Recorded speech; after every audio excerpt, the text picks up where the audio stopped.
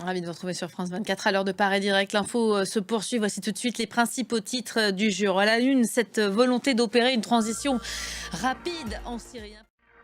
Les derniers développements en Syrie à la une aujourd'hui. Un gouvernement de transition est donc à l'œuvre, mis sur les rails hier à Damas. Vous allez le voir, on continue d'aller de découverte en découverte.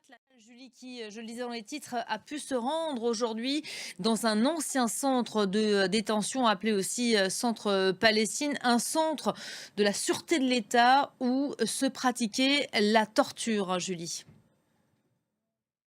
Merci beaucoup, Julie Dungeloff. Et à l'instant, hein, le chef des groupes rebelles, le chef du HCT, déclare nous ne pardonnerons pas à ceux qui ont fait régner la terreur, à ceux qui sont impliqués justement dans la torture ou le meurtre de détenus.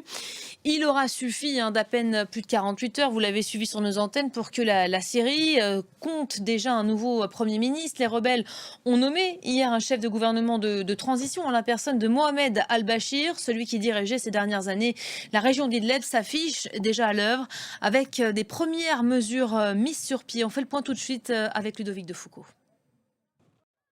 Voilà, la nouvelle autorité qui tente de donner les gages de sa bonne foi, hein. Le Premier ministre a de nouveau affirmé ce matin qu'il ferait revenir dans le pays les millions de réfugiés syriens, protégera aussi tous les citoyens et fournira des services de base. On va retrouver tout de suite Dana Albouz qui se trouve en Jordanie. Bonjour Dana, vous êtes reporter pour Info Migrants. Vous vous trouvez devant le camp de Zaatari. C'est le plus grand camp de réfugiés syriens dans la région. Vous faites partie des tout premiers médias à avoir pu y pénétrer. Que vous ont dit justement les Syriens que vous avez pu rencontrer? Est-ce qu'ils envisagent de rentrer en Syrie?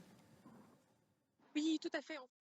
Merci beaucoup, Dana. On apprend à l'instant que le chef de la diplomatie américaine, Anthony Blinken, va se rendre aujourd'hui en Jordanie, qu'il prendra ensuite la direction de la Turquie pour mener des entretiens précisément sur la Syrie, des discussions qui vont se tenir dans un premier temps à Aqaba sur la mer Rouge. Alors, si la situation à Damas, Dana l'évoquait à l'instant, est sous contrôle, la carte de la Syrie dans d'autres zones continue d'évoluer. C'est le cas à Deir ez-Zor. Les rebelles ont annoncé hier soir avoir pris le contrôle de cette grande ville de l'Est. À Manbij, également dans le nord, les forces kurdes annoncent une trêve avec les combattants pro-turcs sous l'égide de Washington. Ludovic de Foucault. L'actualité en France à présent, le gouvernement démissionnaire avait rendez-vous à l'Elysée ce matin pour la présentation de la loi spéciale sur le budget. Une semaine tout juste après la censure de Michel Barnier et de son gouvernement, il s'agissait d'assurer la continuité de l'État à compter de janvier. Il n'y a toujours aucun Premier ministre nommé, même si les échanges, semble-t-il, avancent. À en croire le chef de l'État, il proposera un nom d'ici à demain. On fait le point tout de suite en images sur les dernières avancées avec Jules Boiteau. Et voilà pour l'essentiel de l'actualité.